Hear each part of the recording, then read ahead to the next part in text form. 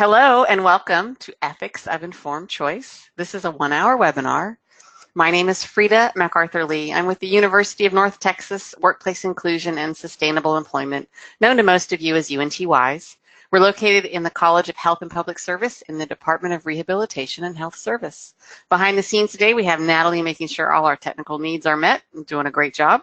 For all of you joining us using the internet today, please find that webinar control panel on the right side of your screen. There's a question box. I've already got 2 people that said hi to me, but I want you to find that question box.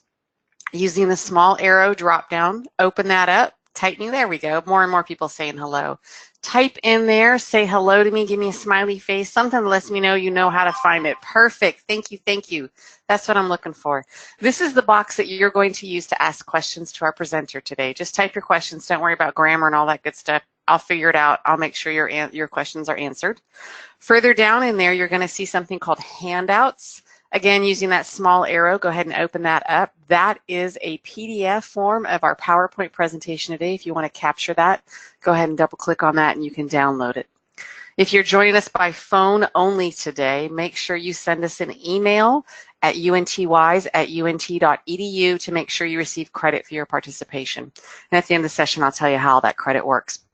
Right now, I want to introduce our presenter today. Dr. Rashida Sharma is currently a senior lecturer in the Department of Rehabilitation and Health Services at the University of North Texas, where she teaches courses on assessment and psychopathology. As the clinical coordinator of the program, she supervises the clinical training of graduate and undergraduate students during their practicum and internship experiences. She also serves as the clinical director of UNT-WELL Clinic on campus. She is a licensed professional counselor supervisor in the state of Texas and a certified rehab counselor with several years of experience working in the field of mental health and disability rehabilitation. She obtained her master's in rehab counseling psychology from the University of Texas Southwestern Medical Center in Dallas and obtained her doctorate of philosophy and rehabilitation counseling from the University of Texas Rio Grande Valley. Dr. Sharma, ma'am, the floor is yours. Great, thank you so much, Frida. Good morning, everyone, and welcome to this webinar. We'll be talking about lots of good stuff pertaining to informed choice. And I understand, based on what Frida mentioned to me, that all of you are currently in the field working as vocational rehab providers. So hopefully a lot of this will resonate with the work that you're already doing.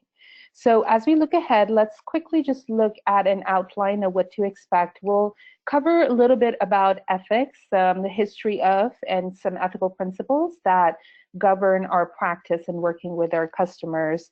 We'll then look specifically at informed choice, and we'll look at the history of informed choice, the content of informed choice, and some barriers to choice that have impacted our customers in the past few years. And then we'll look at ethical dilemmas. We'll look at some examples of ethical dilemmas. We'll look at how we can apply specific decision-making frameworks to inform choice-based ethical dilemmas that come up. And then towards the end, we'll talk about the teach-back method, which is best practices in terms of delivering information that falls under the category of informed choice and consent. So as we get started, I'd like to begin the session by sharing with you this definition of what rehab counseling is. It's a definition that comes from ARCA, the American Rehab Council Association, and they say that rehabilitation counseling is a systematic process which assists persons with physical, mental, developmental, cognitive, and emotional disabilities to achieve their personal, career, and independent living goals in the most integrated settings possible through the application of the counseling process. The counseling process involves communication, goal setting, and beneficial growth or change that occurs through self-advocacy, psychological, vocational, social, and behavioral interventions. If there's anything that you take from this definition, I hope it is that rehab counselors do a lot. There is a lot on our plates when we are working with our customers, and I'm sure many of you are nodding your head along this as you're listening to this, because keeping in mind everything that we do, the services that we provide, it's no surprise that sometimes we find ourselves at a little bit of a crossroads in terms of deciding what is the best way to move forward in working with our customers, what is in their best interest, and how do you ensure that you are providing services in an ethical manner that increase the positive impact while decrease any potential negative impact that might occur of those. So in this case, we're glad to have ethics on our side because ethics are concerned with questions that have no ultimate answers, yet they're important to planning one's life, justifying one's activities, and deciding what one ought to do. Ethics requires a lot of ambiguity or comfort with ambiguity in knowing that answers are not always black or white or as clear cut, but a lot of times, especially in service delivery, we have to spend a lot of time looking at all the pros and cons of the decisions and choices involved. And we want to facilitate that same decision-making process within our customers as well. This next slide provides a quick overview of the 5 ethical principles that govern our practice. And I'm sure these are going to look very familiar to all of you. The first one here is autonomy. Autonomy is a principle that is related to independence and freedom of choice. So our duty as counselors is to educate our clients on the impact of their decisions. So consider this. Is your client capable of making safe and reliable decisions? Is that something that they are truly able to do? And if so, then autonomy is an ethical principle that is going to be, for the most part, is going to be on top of our list of ethical principles. The next one is non-maleficence. This is about not causing harm to clients. Now, of course, none of us go into this field because we want to cause harm to our clients. However, clients are sometimes inadvertently harmed when their counselor has loose boundaries, either delivers services that they haven't been trained in, so act outside of their area of competence, or just delivers inappropriate services. The next ethical principle is that of beneficence, and this is about promoting the client's well-being. This truly is, I believe, one of the reasons why we are counselors who do what they do. We choose to do this because we want to ensure that we are helping our clients, and this involves being proactive and preventing harm where possible. So our commitment as counselors is to provide the highest quality of services possible. The fourth ethical principle is that of justice. Justice is all about treating your clients fairly and ensuring that everyone has access to appropriate services. I think of justice also as just allocation of resources. And it's important to keep in mind that not everyone will be treated the same because clients have different needs. So while justice isn't about being equal, it's about being equitable in our allocation of resources. You may have one client that perhaps needs a $50,000 motorized wheelchair, but maybe another client only needs a $500 iPad that allows them to have access to the assistive technology they need to be successful. So again, the amount of resources, whether it's financial resources or time resources, don't have to be equal, they just need to be equitable. And the fifth ethical principle is that of fidelity. Fidelity is about loyalty, faithfulness, and honoring our commitments to our customers. Our clients must trust that their counselor will do what we say we will, and that we fulfill our obligations. Sometimes this could be a more long-term thing, such as following through on the agreements that you've made in terms of service provision, providing accurate timelines. Sometimes it could also be something as simple as, you know, you get a call in the middle of your workday and you tell your client, I'm so sorry, I can't talk right now, I'm in the middle of something, I can call you back by the end of today. Well, make sure you call them back by the end of today because you've mentioned to them you're busy right then, you'll give them a call as soon as you're available or before the day ends, so you want to make sure that you're following through on that commitment as well. So these 5 ethical principles relate to 5 specific ethical issues when it comes to the practice of rehabilitation counseling.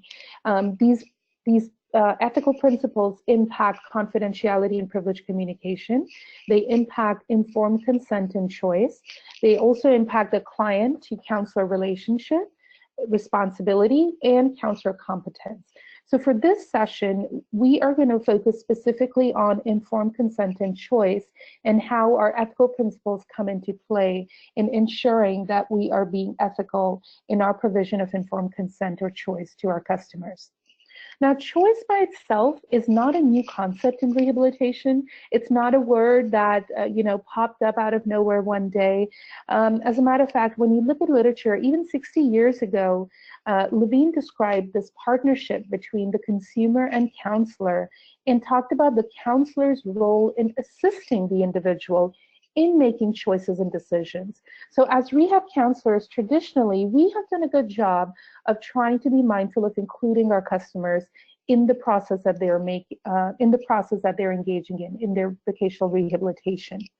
Counselors have also been encouraged to facilitate independence by helping the consumers go through the process of deciding what they should have and what they should do. And again, like I said, as rehab counselors, we've incorporated this as a very important aspect of our service delivery. When you look at traditional counseling models, maybe mental health counseling models, et cetera, those have not always followed choice as an essential concept, because it was not uncommon for mental health counselors to work with clients without necessarily orienting them to the theoretical orientation, to explain to them what the treatment would look like. A lot of times the treatment was just given to the clients without true engagement on that part. Now, certainly that has also changed in the past few years, but I think we can all pat ourselves on the back for being a part of a field that has always valued the importance of choice. Again, when we look at literature in the past, Patterson noticed that counselors can have no stereotypes of occupational choices, stereotypes pertaining to gender, age, ethnicity, race, culture, any of those. We truly want to engage our clients in looking at the different viable options and selecting what they believe would be the best match for them realistically. Now, although both of these examples focus on vocational choice and seem a little dated, they are still consistent with current principles related to enhancing this counselor-consumer partnership, facilitating empowerment, and fostering choice and independence in the rehab process. So let's talk specifically about informed choice and what it is. You've probably heard of the word. You're probably engaging in informed choice every time you work with a new consumer, but let's kind of dissect it a little bit. Informed choice is a process of choosing from options based on accurate information and knowledge. These options are typically developed by a partnership that consists of the consumer and the counselor that empowers the consumer to make decisions resulting in a successful vocational rehabilitation outcome. So informed choice is essentially a roadmap of what the client can expect in working with you over the course of the next few weeks, months, or years. It's important to keep in mind that informed consent is a recurrent process. Many of us fall into the habit of going over informed consent when we first meet with a client or a customer at the intake session, but then we don't quite bring back informed consent. And it's important to note that we should be bringing back the client's informed consent process and facilitating that discussion with them so that they do truly understand that you are interested in listening to their choices, that they do have choices, and that they don't have to be sedentary recipients of service. They need to be actively engaged in the process. A definition for informed choice that is especially applicable to rehabilitation comes from Brigham in '79, where he says, choice is defined as the opportunity to make an uncoerced selection from two or more alternative events, consequences, or responses. And by an uncoerced choice, we mean that there are no programmed, implicit, or explicit consequences for selecting one alternative over the others, except for the innate characteristics of the alternatives themselves. So in other words, if you're presenting your client with two or more choices, and you kind of lay those choices out in front of them, and as they're looking at them, they lean towards the choice that you think is the best choice, and you smile and you nod and you kind of give them a lot of nonverbal saying, oh yes, that's the right choice. But if they start leaning towards the other one, all of a sudden you're just not smiling, you're not nodding, you're just maybe sitting back with your arms crossed. And of course, this sounds like a bit of an exaggerated example of coercion.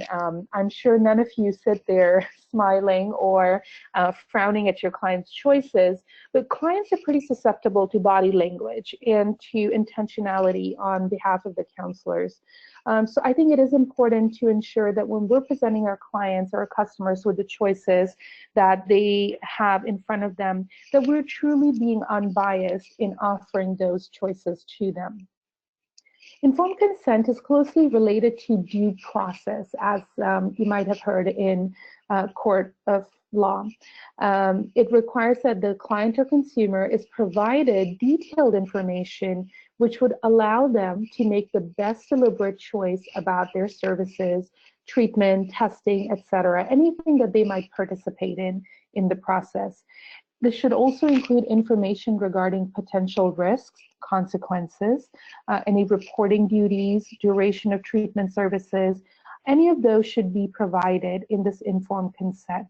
And it is also important to note that while written informed consent is the norm, I'm sure all of you at your agencies have a written informed consent document which the client fills out as part of their intake paperwork and signs and you file away. Consent should also be discussed verbally with the client and consumer.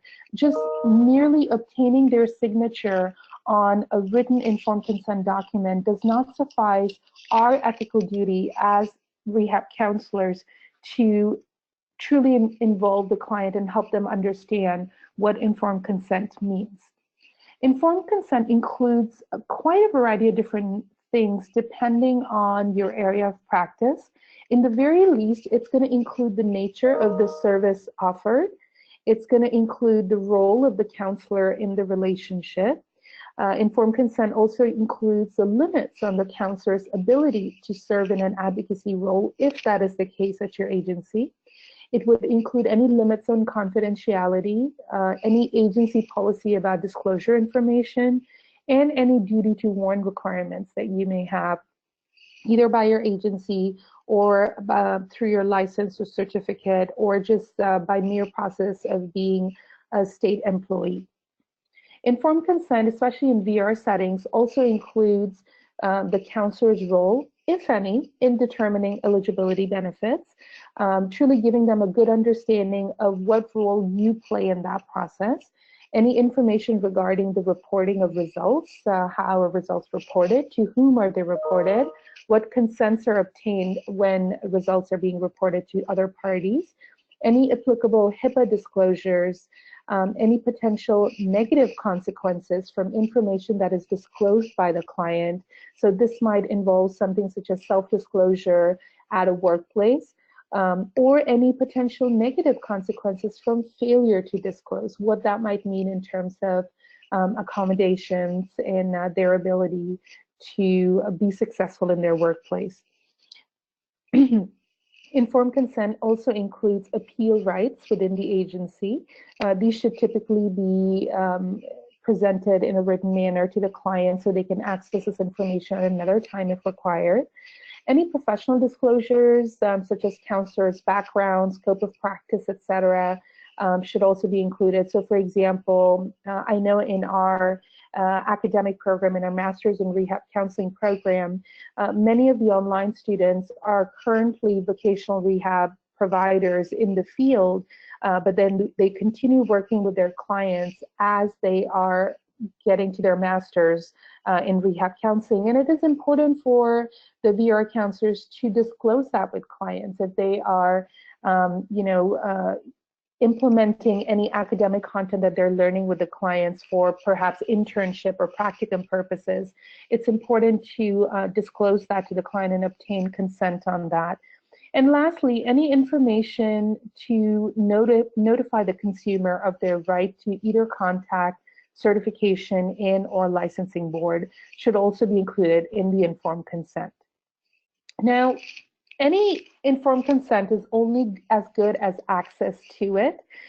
So in order to make an informed choice, Your client needs to build up a picture of the available options and compare the advantages and disadvantages of each. But simply increasing people's opportunities to make choice is meaningless unless these options are accompanied by accessible information.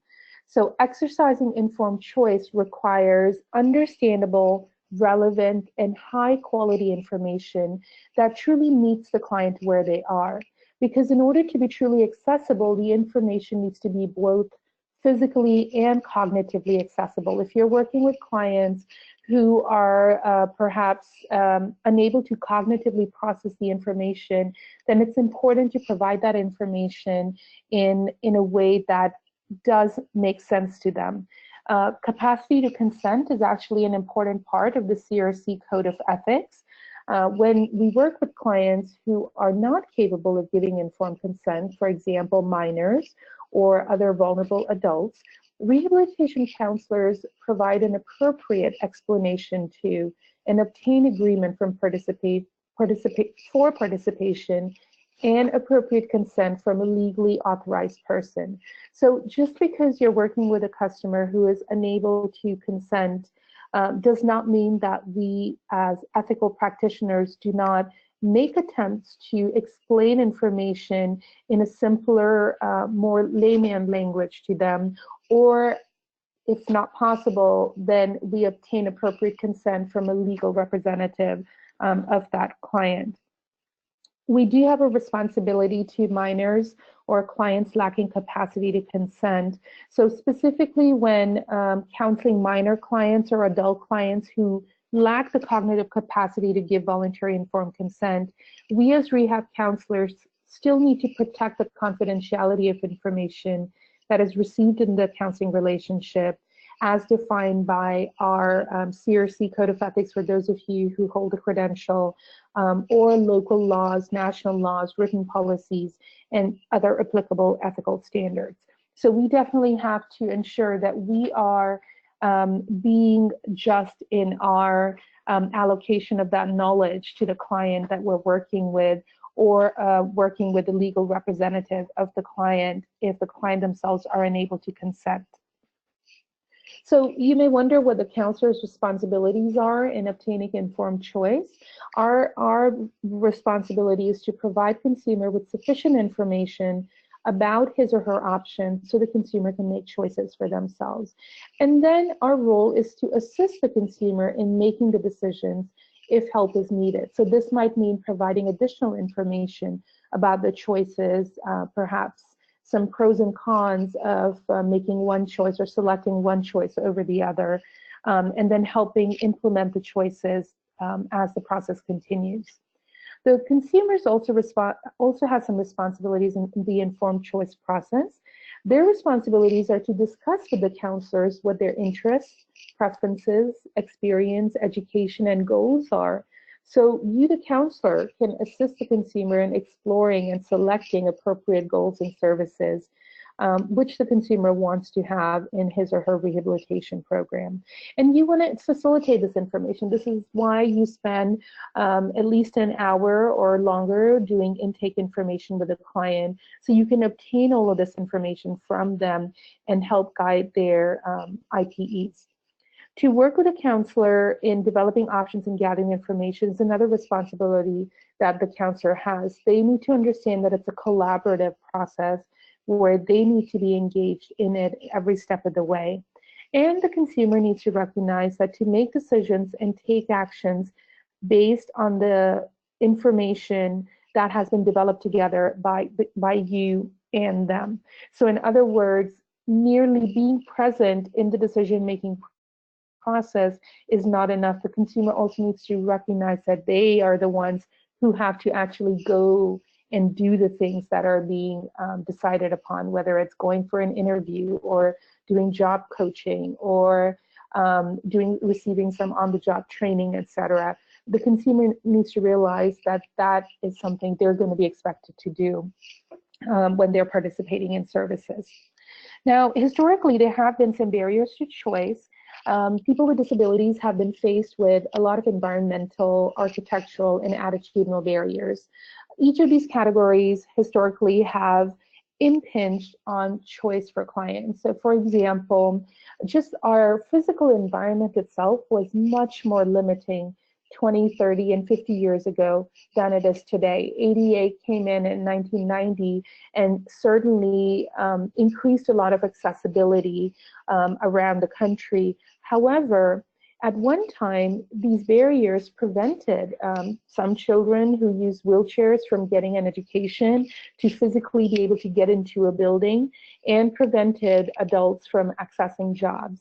So as these barriers have been addressed through legislation, thankfully, the choices available to individuals with disabilities have been expanded. Nonetheless, many barriers still exist, and these are described as social and attitudinal barriers to consumers involved in rehabilitation. And these social and attitudinal barriers do continue to impact choice, even to this day. Many of the barriers that impact consumer involvement are not just barriers to choice, but are also reflective of some ethical challenges that face counselors. So for example, as a VRC, being seen as the expert may be ego-enhancing to the counselor. But on the other hand, some counselors feared loss of control of the plan or engage in minimal risk-taking behavior. So they might think, okay, this is the process, it works, it ain't broke, why should I, I don't need to fix it. I'm just gonna continue offering the same types of services, regardless of what the client's individual needs might be, because I've been doing this for many years and this one choice has always worked. And it's important for us to realize that just because that one choice has worked for our clients in the past does not mean that by default that should be the only choice that we present to our clients that we continue to work with in the future or work with currently.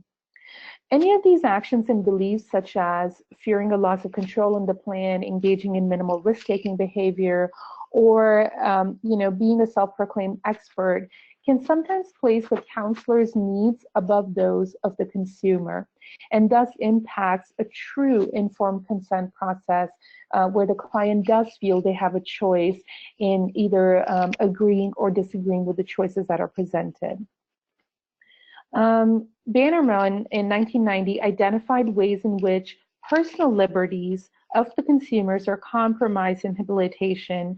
And a lot of times these parallel behaviors that compromise choice, these include things such as denying an individual's input into treatment goals, or making decisions for your individuals, for your customers without considering their preferences, failing to teach choice or decision making. So truly not just providing them a document and saying, here, go ahead and sign this informed consent, but truly taking the time and the intentionality to explain to them the importance of informed consent and making their own decisions collaboratively with you. And the fourth way is omitting opportunities for choice. So really limiting the opportunities that you're presenting to the client to the point where perhaps they don't truly have choice anymore because it's just one opportunity that is being presented to them. Either it's, I can only pay for school, or I can help you apply for this one job. Or perhaps not even offering that, saying, well, I can't help you with school, I'm only gonna help you apply towards this one job because it seems to fit what your preferences are, what your test results have been, and not offering them any other opportunities that they might want to pursue. Although the CRC Code mandates counselor competence to assure that consumers receive the highest quality of service that our profession is capable of offering, many of the behaviors that may compromise choice are related to a counselor's competence. So when we look at one of the biggest issues involved in this, it falls down to being a difference in power differential. Now, certainly the power differential can have a lot of benefits. It gives us some confidence in our expertise. It gives us some security, safety. It gives us role boundaries, allocates responsibilities, direction, guidance, and accountability. But it's also important to recognize that if we downplay that power differential between us and our customers, then it may lead to some ineffectiveness, some confusing boundaries, or just a client or a customer feeling disempowered in being able to truly verbalize what their wants, needs are in the rehabilitation process. The kind of power paradox is pretty simple. You know, if you have too much power, then it just kind of corrupts our decision-making process without us even realizing that it's doing that. So it's important to recognize that when our customers are coming in, they are seeing that power differential. We may not see it. We may not think, well, I'm the expert here. I know everything there is to know. But our clients are coming in with a perception of what our capabilities are. They may think, okay, I shouldn't argue with this person. They know what they're doing, so I'm just not even going to verbalize what my needs are. And that is not going to lead to a collaborative effort on behalf of the consumer in the process. So instead, you want to address that power differential, explain to them, I'm here to work collaboratively with you.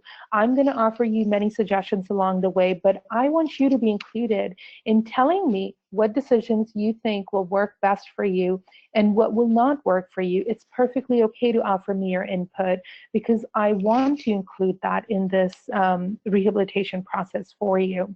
So definitely addressing the power differential, either, well, at the beginning of the working relationship, but also through the process, truly facilitates informed consent and client choice. There was a research study done about rehabilitation counselors' perception of barriers when it comes to informed choice. And rehab counselors cited four major problems or four main problems that impacted choice and acted as a barrier. One of these was setting unrealistic vocational goals that are held by the consumers. Your consumers coming in and telling you that they want to be a maybe they want to be a rocket scientist, but they're also telling you that they don't like math, they failed all their science classes, and they have a hard time with sustained physical activities.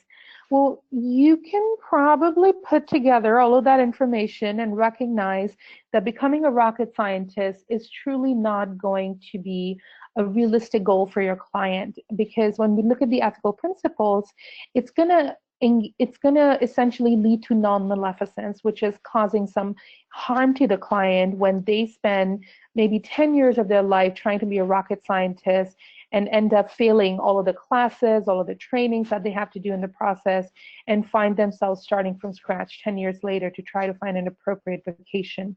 However, it's also important to consider that at that point, if your client wants to be a rocket scientist and you recognize it's not the most realistic goal, you will have to, at that point, not abide by autonomy, because that's the client's choice, but you also recognize that the client's choice in that case is not the most realistic goal.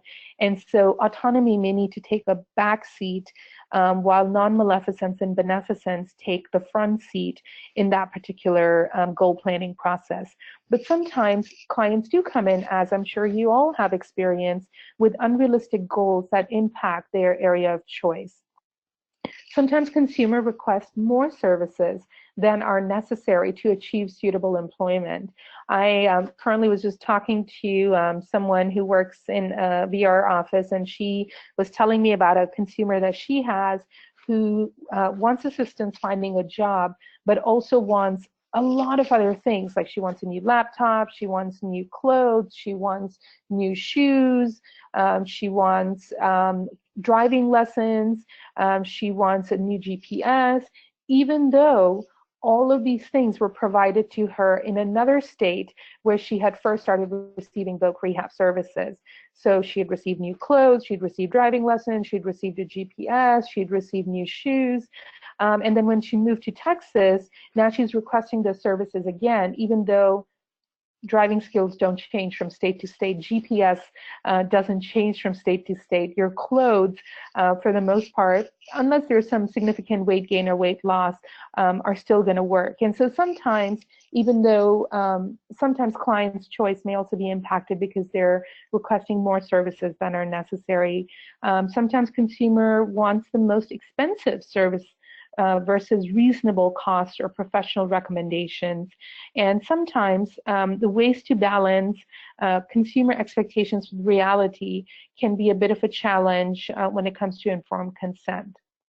So when we look at all four of these barriers that rehab counselors have cited as being something that impacts choice, the top ranked problem here is typically unrealistic vocational goals that are held by the consumers that end up impacting their informed choice in that process.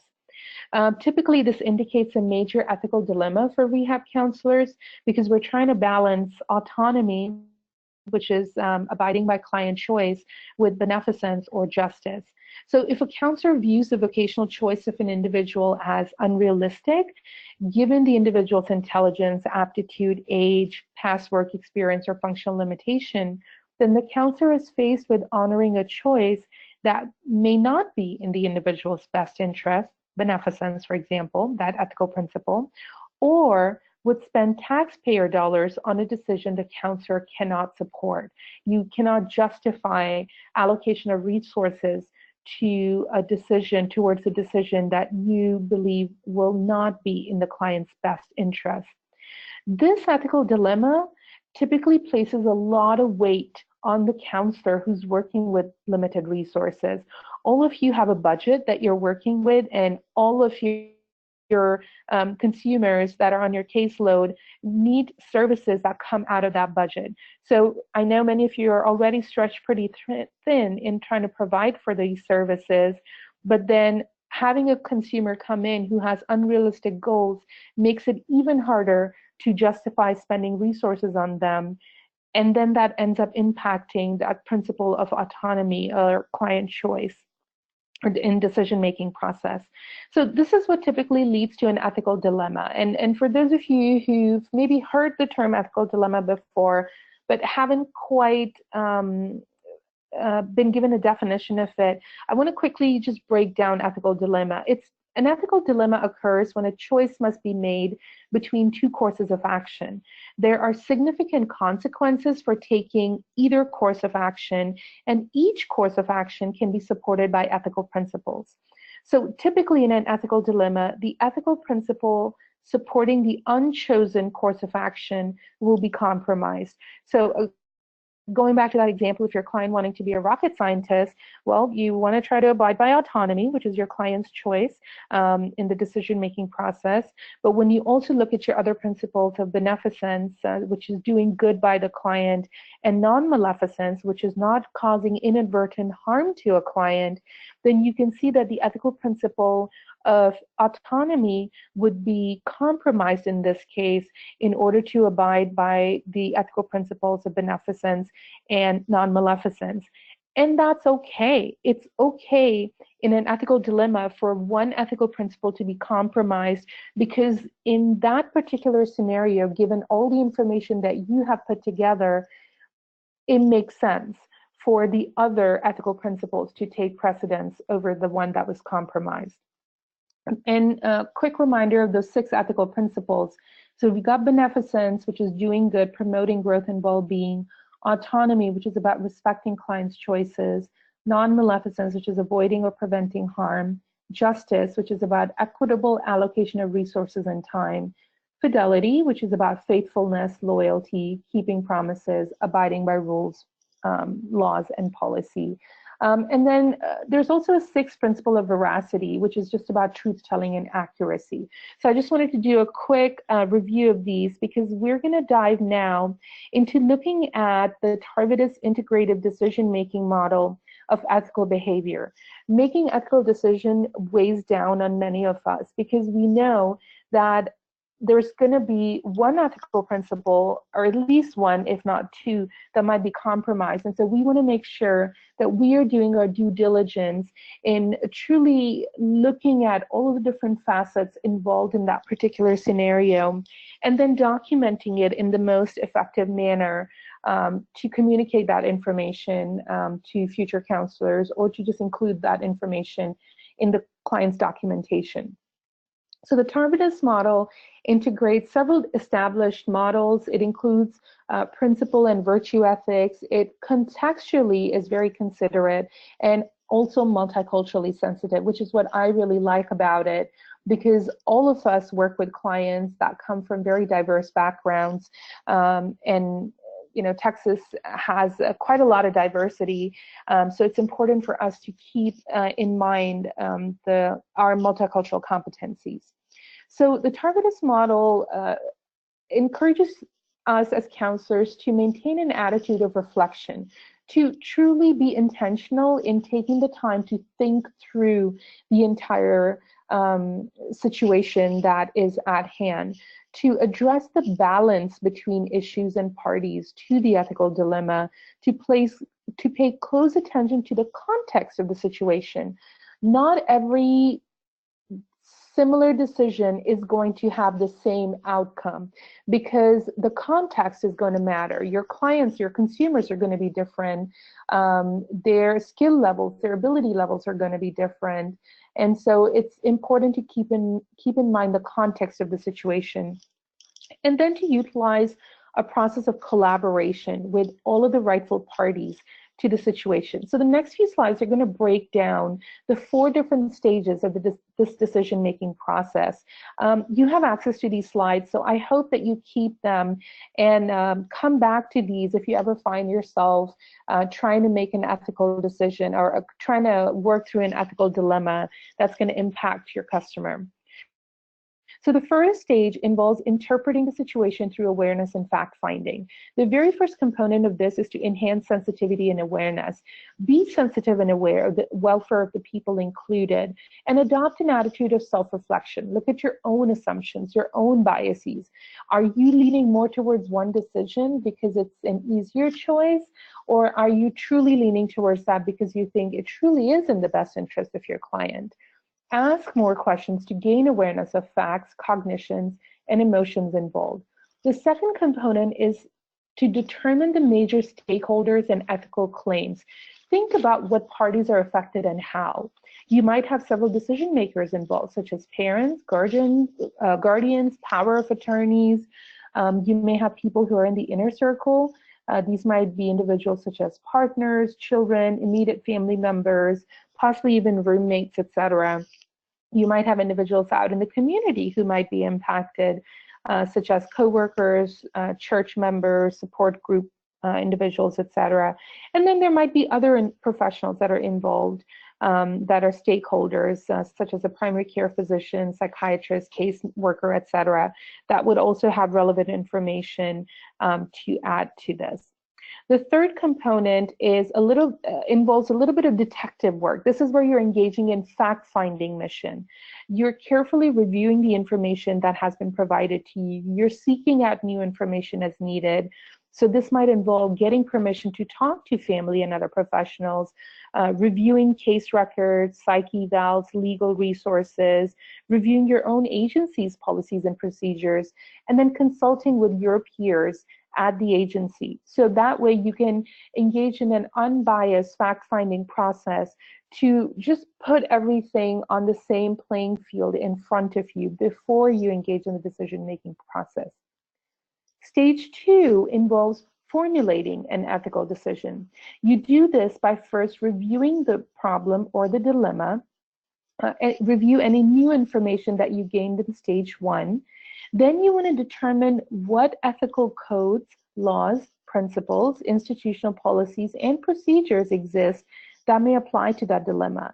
Think about what ethical principles are compromised or might be compromised during the process, and which ones might take precedence during that process. The next component is to generate possible and probable courses of action. And it's important not to truncate this step. Don't just limit yourself to 1 or 2 choices, but consider all the possibilities that are involved in this that could be potential courses of action. Once you have considered a list of possible and probable courses of action, component 4 requires you to consider potential positive and consider positive and negative consequences for each course of action. You want to assess the consequences in relation to the risks and any available resources that may perhaps contribute towards successful implementation of certain courses of action. The next component requires you to consult. Consult with your supervisors and other knowledgeable professionals. While this may seem like perhaps an unnecessary step, it is very important that you reach out to your colleagues or your supervisors so they can share with you their perspectives, because sometimes without realizing it, we're operating on our own perspectives that are shaped by our cultural values, by our morals, and just our own biases, etc. So it is extremely important to also include other trustworthy colleagues into this process so they can share their perspectives with you.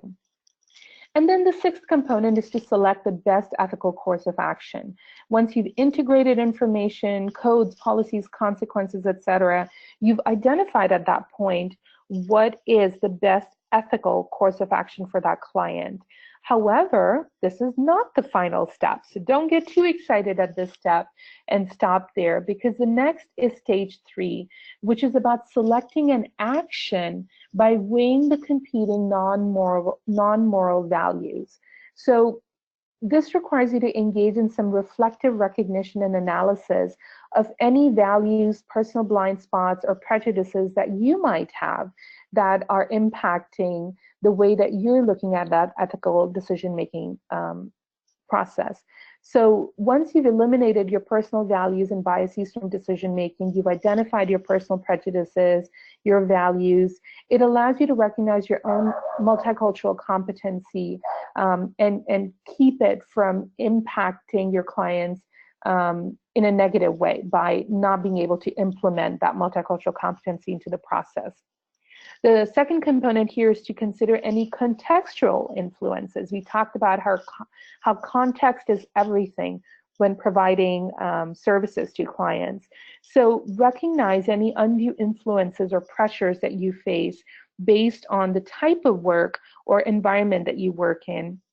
Any control exposures to any context that reinforce values that are contrary to ethical principles. Maybe you're coming to the end of your fiscal year and you need to have a certain number of case closures. Maybe you need 21 case closures and you are at 20, and you know that if you just offer your client the most straightforward, easy option, then that's going to lead to a successful case closure and you can meet your numbers by the end of your year. Well, is that impacting then the opportunities and the true choices that you're offering to your customer?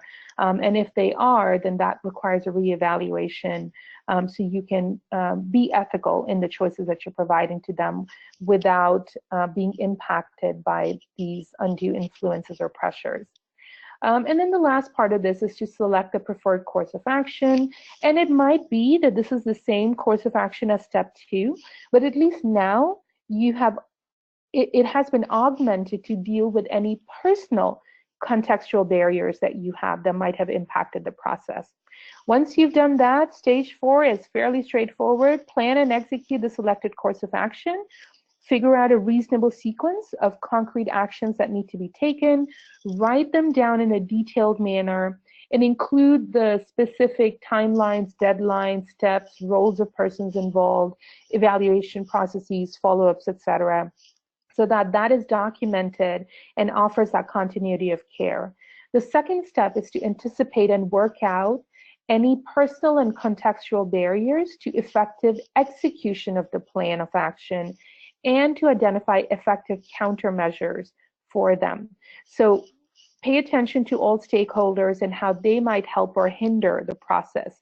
The family might be a great support system for a client, but are they also somehow negatively impacting implementation of a process, not because they are bad family, but maybe because they are operating also on some of their own biases or prejudices or just cultural preferences, which end up inadvertently sabotaging your consumer's success with that course of action.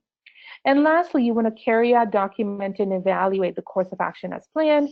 Documentation is critical. You are all very aware of that.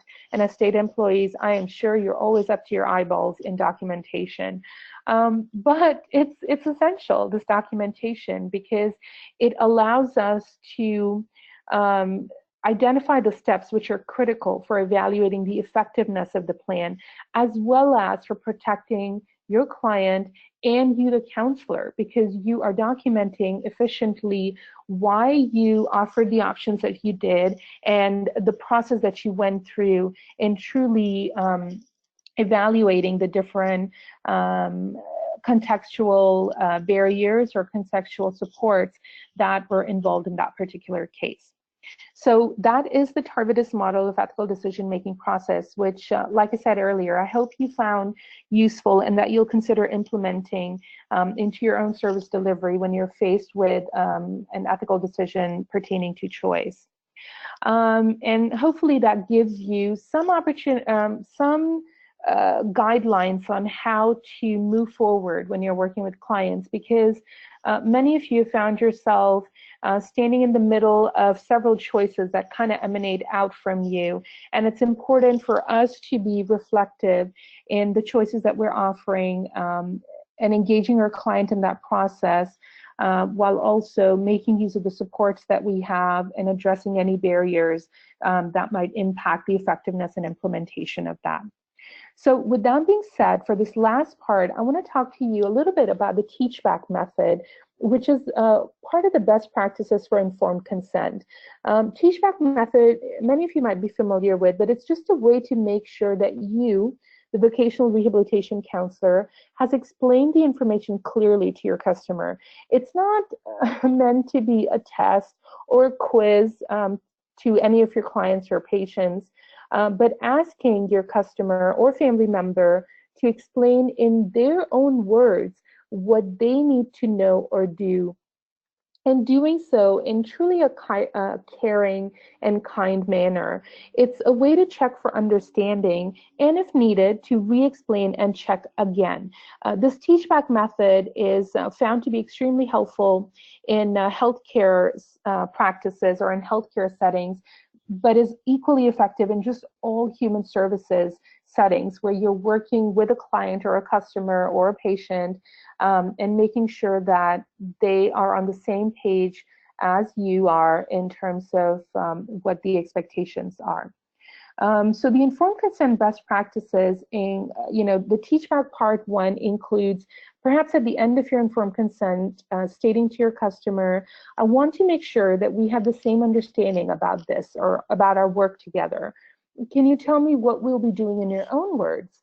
Or saying, it's my job to explain things clearly. And to make sure that I did this, I would like to hear your understanding of what our work together will look like.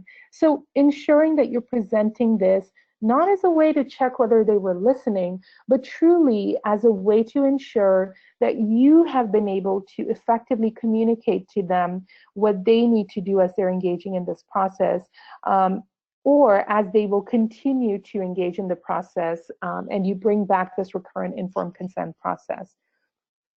Because it's important to make sure that your client or customer has understood all the important elements of consent. So you may ask them very specifically, tell me in your own words about our services and what will happen if you agree to work with me. Or maybe just keep it open-ended. Say, what do you expect to gain by working with me? So you're allowing the client to share with you what their understanding is, and that way you can address or correct any misinformation until the customer is able to indicate that they have understood their information correctly by answering your questions. So you make clear that the need to repeat is due to the complexity of the material rather than the fault of the client or the consumer. So instead of saying, did you get that? Making sure that you are being caring and saying, I want to make sure that, I threw a lot of information out at you, and I want to make sure that you have the information that you need to move forward from here. So if you wouldn't mind just explaining to me in your own words what your take-home message is. Here are some elements of competence for using teach-back method effectively. Use a caring tone of voice and attitudes because our customers are pretty perceptive about changes in tone and attitude. You want to display comfortable body language, make eye contact, but not to the point where you are, drilling holes into them with your eye contact, but just enough to let them know that you're listening and you're there for them as they're working through this process. Use plain language. A lot of times we fall into a certain comfort level with using a lot of acronyms or using words that seem commonplace to us, but truly are words that are tied to the profession. So someone who is not in the profession may not truly know what they mean. So making sure that you're using plain language, not using acronyms that the customer may not be familiar with, asking them to explain back using their own words, and using non-shaming, open-ended questions instead of saying, did you get that? Instead of that close-ended yes or no question, asking them, tell me what your understanding of this is. Or, I threw a lot of information at you and I want to make sure that you were able to take from it what you need. So do you mind repeating to me what we've talked about? Avoiding asking questions that could be answered with a simple yes or no, so avoid those close-ended questions, and emphasize that the responsibility to explain clearly is on you, the provider. So if the client has not understood something, it's not their fault. It's that you as a provider have just not been able to provide it in a way that makes sense to them. So take that responsibility upon yourself. If your consumer is not able to teach back correctly, then just explain again and recheck to make sure that they did obtain the information this time. Make sure that your materials are accessible, so use reader-friendly print materials to support the learning, and then document the use of and your consumer's response to the teach back method. So I hope that you found this information helpful in looking through informed consent and just the ethics that are involved in it. If you have questions or comments, you're definitely welcome to email me. But at this point, I'll also turn this over to Frida in case there are any questions that have been typed up that we can address in the next few minutes. I don't have any questions. You have great comments coming in is what you have. That was a fabulous presentation, one of the best I've seen in a long time for ethics, and I appreciate that so much, and our participants do as well. Some of the comments, mainly towards that last section there of the Tardivus model and the teach-back methods, were, absolutely very informative. As a provider of employment, I make it a habit of asking what the customer expects of me as their employment specialist provider. I feel that this lets the customer know that I am here for them and their needs in employment and not my needs for them. So I think that out of all of them was one of the best. That gave me chills when I read that. I was like, that's exactly what we should be doing as a provider, whether you're a counselor, whether you're an employment provider, all of this is very relevant information. I didn't, the only thing that I think came up there towards the middle, and I didn't want to interrupt you because the flow was going so well, was talking about the informed consent, and a lot of times a provider might feel slighted because they know a counselor is referring people or recommending different providers, and sometimes that's a sticky situation, but I think you broke that down perfectly when you talked about the different, autonomy and beneficence of what is the best for the customer in the terms of that. And so if sometimes providers aren't aware that some providers hold special credentials to work with people that have autism, and some providers don't have that. And so we have to kind of keep that in mind as providers that, I might be really good with working with someone that has that diagnosis, where others might be really good with working with someone who is deaf, and I don't have those credentials. So that was the only thing that kind of came up there, but I think you covered everything. I was checking, I was like, okay, she just answered that one, and yep, she answered that one, so I didn't want to interrupt you because the flow was fabulous. And again, you're getting more comments as I'm standing here talking. It was very informative, great information. Thank you so much. So great presentation today, Dr. Sharma. We love that so much. Thank you. You're Thank you, welcome. everybody. I appreciate your comments. And I'm so happy to hear that so many of you are already using this teach back method with your customers because it allows them to engage in the services in such a meaningful manner. Absolutely, absolutely. So for our participants, we're going to send you a survey. Please complete that survey for us. We want to know what you're interested in. What else can we do for you? We're here for you. A certificate of completion will be uploaded into your user portal within 3 to 5 business days. So if you're looking for that to try to make your hours for your renewals, that will be there. As always, if you are a CRC and you need that special CRC form, we will just send us an email, unty@unt.edu, if you need that CRC form, and we'll get that to you. And I just had a question about, will I send the PowerPoint? No, we will not send the PowerPoint. The PowerPoint is in the handout section. If you find that webinar control panel, find the word handout, use that little arrow, open it up, and you can capture that before we end it here very quickly. Do that, and we'll give you just a few seconds to do it. We appreciate everyone's attendance and attention today. Thank you so much for being with us. If you have any questions for us, we're going to sign off here. Please send us an email and we'll get them taken care of for you. All right? Everyone have a great day. Thanks so much. We'll see you soon. Bye-bye. Bye.